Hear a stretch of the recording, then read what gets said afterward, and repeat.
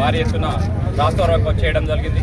ఎందుకంటే సీఎం కాలయాపన చేస్తూ నేడు ఎప్పుడు ఎలక్షన్ వస్తే అప్పుడు సిట్ నోటీసులు పంపించుకుంటూ విచారణ పేరుతో కాలయాపన చేస్తున్నాడు.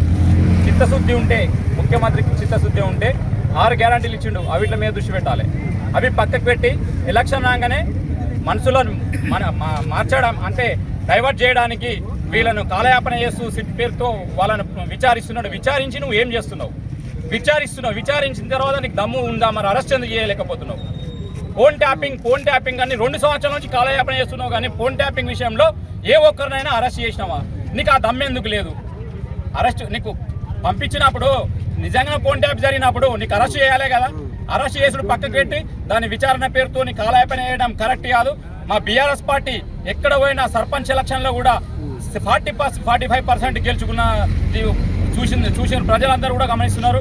నీకు బీఆర్ఎస్ హయాంలో ఉన్నప్పుడు 95% సర్పంచ్ గెలిచారు, ఇలా 60% గెలిచిందని చెప్పి నువ్వే చెప్తున్నావు. అంటే గ్రాసు ఎంత పడిపోయింది అనేది కూడా నీకే అర్థం కావాలి. ముఖ్యమంత్రి గారు నీకు అవగాహన, నీకు పాలన మీద అవగాహన ఉంటే, ప్రజల మీద నిజమైన, రైతుల మీద నిజమైన నీకు ప్రేమ అభిమానాలు ఉన్నట్టయితే రైతు బంధు కానీ, కళ్యాణ లక్ష్మి కానీ, నువ్వు ఇచ్చిన హామీలను కానీ నెరవేర్చు. ముందు ఏదైనా సరే రైతులకు ఇచ్చిన హామీలు నెరవేరుస్తూ నువ్వు సరైన పాలన చేయు. నువ్వు నిజంగానే వీళ్ళు ఏదైనా చేసినట్టు తప్పులు చేసినట్టుంటే అరెస్ట్ చేసి లోపల పెట్టు. అది పక్కన పెట్టి ఎలక్షన్ రాగానే ఎలక్షన్ ముంగడికి వేసుకొని వీళ్ళని లోపలికి వేస్తున్నట్టుగా డ్రామాలు ఆడుతున్నావు. నువ్వు డ్రామాల ముఖ్యమంత్రివి, పనికి మారిన ముఖ్యమంత్రి అని చెప్పి అందరికి ప్రజలకు కూడా అర్థమవుతుంది. అవినీతి ముఖ్యమంత్రివి, సూట్ కేసులు మోసే ముఖ్యమంత్రివి. నీకున్న అలవాట్లు మా నాయకులకు లేదు. రేపు రాబోయే కాలంలో మున్సిపల్ ఎలక్షన్లో కూడా తగిన బుద్ధి చెప్తాం. ఇలా స్థానిక ఎలక్షన్లో ఎలాగైతే బుద్ధి చెప్పినారో రేపు మున్సిపల్ ఎలక్షన్లో కూడా తగిన బుద్ధి చెప్పి బీఆర్ జెండా 100% ఎగిరేయడానికి మేము ప్రయత్నం చేస్తాం. మా కార్యకర్తలు అందరూ గట్టి ఉన్నారు. ఇలాగే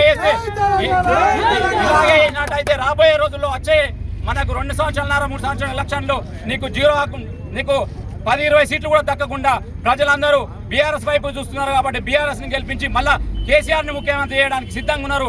నీకు ఇకనైనా బుద్ధి వచ్చి అవగాహన ఉంటే, నీకు గుంపు మేస్త్రి అనే పేరు తెచ్చుకున్నావు ముందే, అది పోగొట్టుకోవాలనుకున్నట్టయితే నిజంగా నీకు రాష్ట్రం మీద చిత్తశుద్ధి ఉన్నట్టే రాష్ట్ర అభివృద్ధికై పాటుపడి రాష్ట్ర అభివృద్ధిలో ముందుకెళ్లాలని చెప్పి కోరుకుంటున్నాం. భారతదేశంలోనే ఈరోజు ముఖ్యంగా మన దగ్గర గ్యారంటీలు పెట్టి ఏ గ్యారంటీ కూడా నువ్వు ముందుకు తీసుకెళ్లలేవు. నీ పాలన అనేది అవినీతి పాలనలతో గూడిపోయింది. ఇవాళ ఒక్క వర్క్ పెట్టింది లేదు, ఒక్క దగ్గర డెవలప్మెంట్ కనిపిస్తలేదు, ఒక్క ఊర్లో ఒక పని చేసింది లేదు.